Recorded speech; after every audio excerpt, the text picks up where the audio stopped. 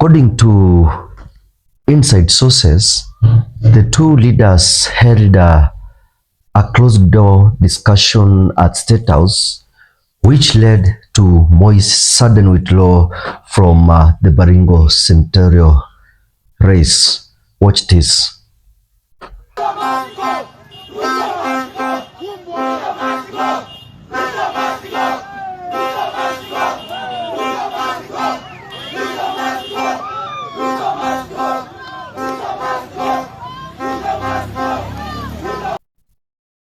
What followed was total chaos.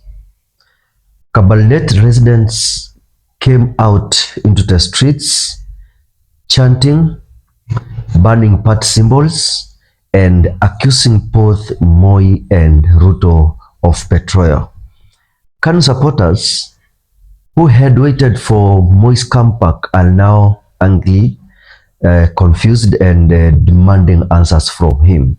Actually, hata kuna viongozi wengine wamnaambia Gideon Moi kwamba lazima atafute muda aongee na watu ndio waweze kutulia.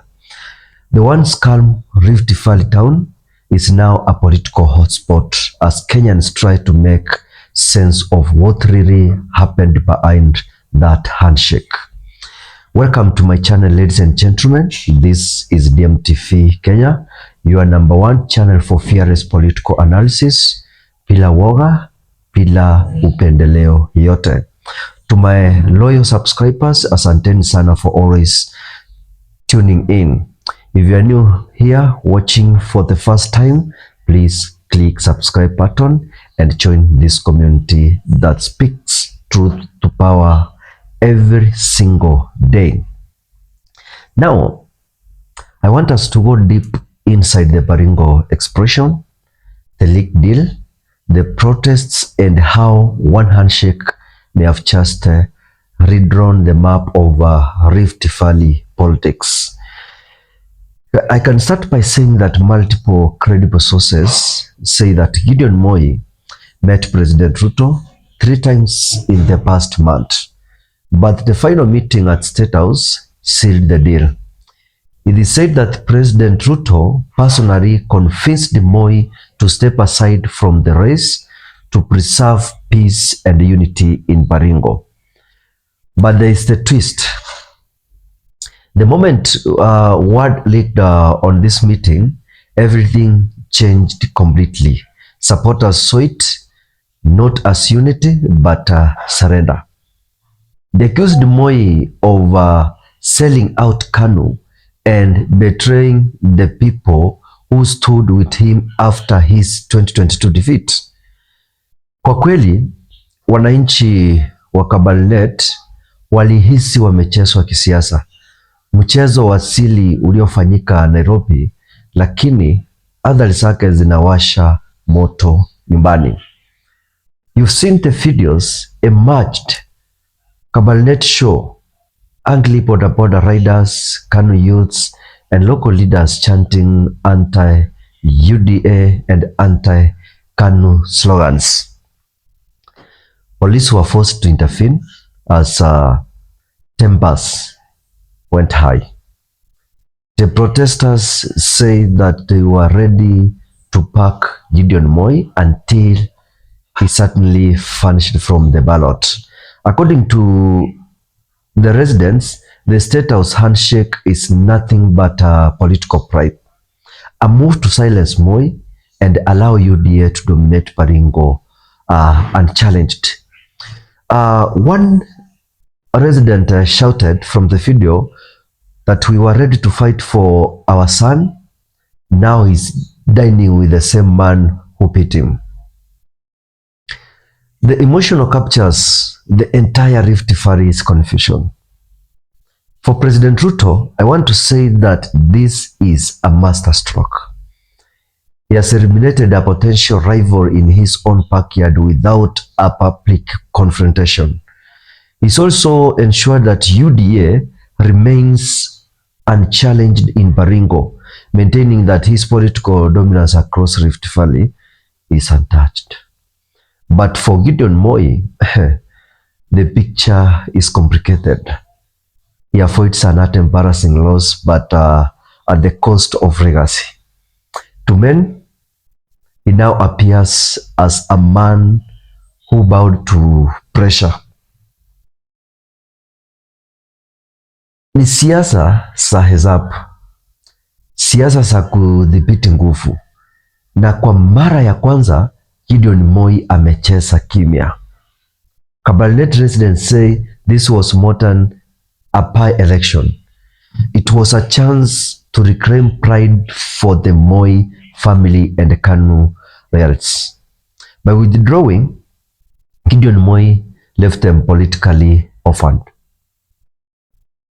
What angers many residents is that the meeting happened in secret and no one explained the deal's contents. People are asking, was Gideon Moi promised a government post? Was their man informed?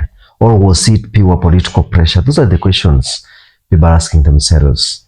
And this uncertainty has turned the local population against both camps. And in Kenyan politics, as I always say, trust once lost is hard to rebuild. KANU's Secretary General George Wainaina had proudly said last week that the party would field Gideon Moi to offer visionary leadership.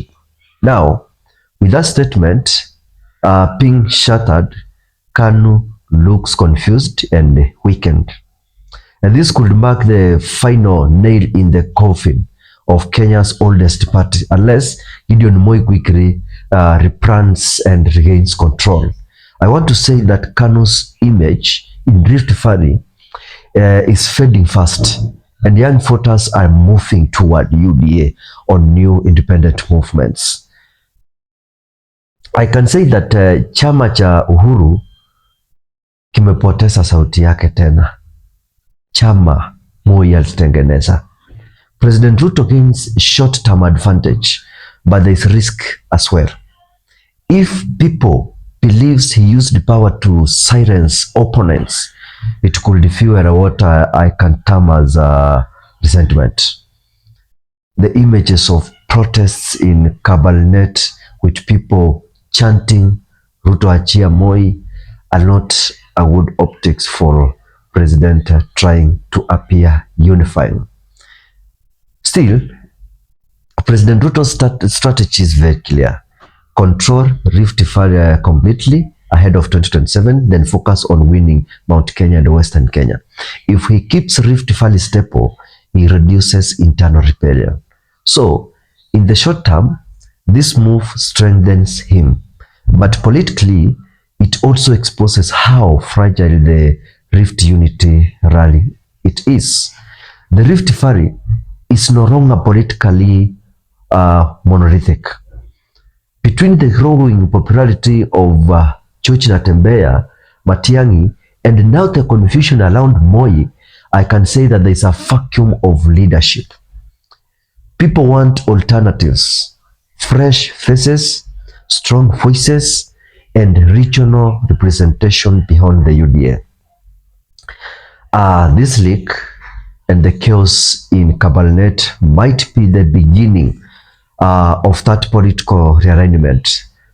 Some people believe that Moi could reappear later as a neutral kingmaker or even align with opposition forces to counter President Ruto's grip on the rift. Politics in Kenya moves in circles, and this could be one of those turning points. One thing is clear. Gideon Moi has not spoken publicly since the protests began. And I want to say that that silence is loud. It tells people that there is something deeper. Maybe negotiations are still ongoing, or perhaps he's weighing his next move carefully. But to his supporters, silence feels like abandonment. In politics, you don't just lead through power, you lead through presence. And right now, Baringo feels leaderless. And this is not just breaking news, it's a political earthquake. a secret state house deal, a public backlash, and a region suddenly questioning its loyalties. For President Ruto, it's both victory and risk for Moi. It retreats mixed with humiliation. For Kanu, it is a 5-4 on the edge. Baringo is now the mirror of Kenya's bigger problem, where unit talks happen behind closed doors, and the people only learn through chaos. Was this a piece of deal or a betrayal in across doors? Drop your thoughts below and don't forget to subscribe for more fearless political analysis only on DMTV Kenya. Thank you and goodbye.